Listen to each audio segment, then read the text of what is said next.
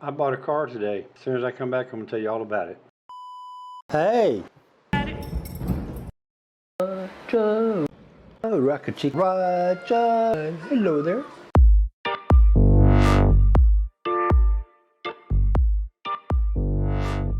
So I finally did it. I went out and bought a car. I've been telling you folks for quite a while here that I was going to buy a car, and so I wanted to share my experience with you a little bit.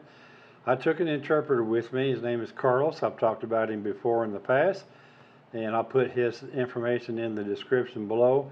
He's a great guy to help you out here. He's a facilitator. If you need somebody like, if you need somebody to go with you to the doctor or go to Claro to get your phone service, once you're here, and you need somebody to speak for you and speak Spanish and help you with interpretation, Carlos is the man to take with you. So I'll put his information in the description. Feel free to give him a call before you come down. Let him know that you're going to need his help, and he'll be happy to help you. So anyway, we went shopping for a car. I took Carlos with me, and I can't believe how easy it was to actually buy this car. Yesterday, my insurance agent was going to pick me up and take me car shopping. He didn't show up. Shame on you. His name is Carlos also. I don't know what happened. Maybe something just came up. He was able to send me my new policy for my health insurance that I bought, but he didn't bother to show up and take me like he promised. So that's neither here nor there. That was yesterday. Today's today, and I just said, okay, I'll go to Plan B. I did go yesterday after he stood me up. I took a taxi and went to a Chevy dealership, but nobody in there spoke any English at all, and I didn't want to feel. I felt like I didn't feel like dealing with the language barrier and having to use my phone to try to communicate. I stuck with Plan B. I said I'm going to take a facilitator with me, and that's what we did. So we went shopping. We stopped at another Chevy dealership over on Avenue 4 November. There's a major street here in Manta. That's where the Paseo Shopping Center is, and that's Motor Mile. There's car dealership after car dealership on that street. So we stopped in the Chevy dealership. Couldn't find anything that was in my budget. My budget is $20,000. I didn't want to spend any more than $20,000, and I wanted that to include the insurance and the matricula.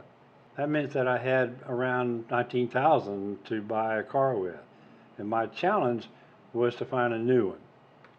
So we didn't find anything in the Chevy dealership. We went next door to the Toyota dealership. I wanted to see the little Toyota Rays, and it was supposed to be every big sign out front here, 19,000 some change, and yet when we went in and talked to the sales rep, they didn't have anything under $20,000. And I didn't really like the looks of the car anyway. It looked really cheap. So we went next door to a place called Ambicar, just like you see spelled right here. Ambicar. They are a Chinese dealership. They sell all things Chinese. Now I know what a bunch of you are going to say. Don, you're stupid for buying a Chinese car, blah, blah, blah. All you Facebook and YouTube experts that know about all these cars, especially all you people that are in North America and never been here. It's amazing how you can know so much about Chinese cars. I do agree there are some Chinese cars that I wouldn't touch. I wouldn't buy them if they were $10,000. But I did my research and I found out there's two brands of Chinese cars that expats seem to have pretty good luck with. One of them is the Cherry, the Cherry, or is that one R? I think it's one R. And then the other one that there's actually three. Somebody told me to look at the Haval, Haaval, and then the other one was the SouEas. And I ended up looking at the SouEas, and when we went outside and we opened it up, the first thing I noticed that everything was leather. Leather steering wheel, leather seats, leather dash, everything. Four-door car, SUV, it had sunroof, it had full navigation, It had all the electronics you needed, LED lighting, a 1.5 liter Mitsubishi motor, 5-speed manual transmission, big hatchback on the back, lots of room in the back to carry my gear and stuff. And it's a full-size SUV, well, no, mid-size SUV. And here's a picture of it. Now, the one I looked at here on the lot was black. I didn't want a black one, and they said they had a white one, the exact same model with the same features. It's the DX2, or is this the DX3? I think this is the DX3. I don't even remember what it was. I bought the car and I don't know what I got. I have a picture of it on my phone. I have to look it up here right quick. The DX3. So it is the DX3. And it had all, the only thing really that kind of bothered me about it was that it didn't have electric seats. It was, you had to pull the lever up in the front to go forward and backward, and it had a little pump you had to pump to raise it up or down. But you know, that's a minor inconvenience. Who cares? It had, of course, it has cruise. It has the mobile phone system. I can tie it to my phone. I can talk on my phone while I'm driving down the street. Had an alarm system, and I did test out the horn to make sure the horn works. It has a really nice, loud horn. Gotta have that.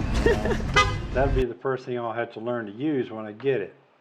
So anyway, the car was $19,100, and I bought it. I got my laptop out, sat there with the salesperson, logged into my bank account at JEP Cooperative, did a wire transfer. The sales rep, the lady here, gave me all the numbers and information we needed, and I paid for it. There was a limitation on how much I could pay in one day, so I had to pay half today, and I had to pay the other half tomorrow morning.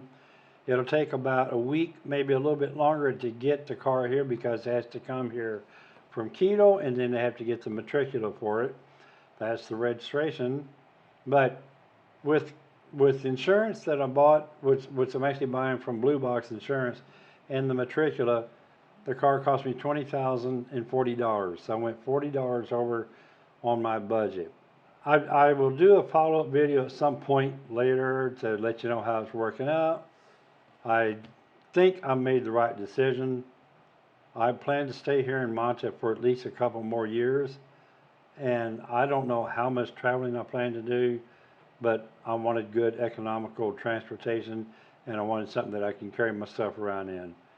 And by the way, the car does burn regular unleaded gas. So that's it. I bought my car. There it is. There's the story.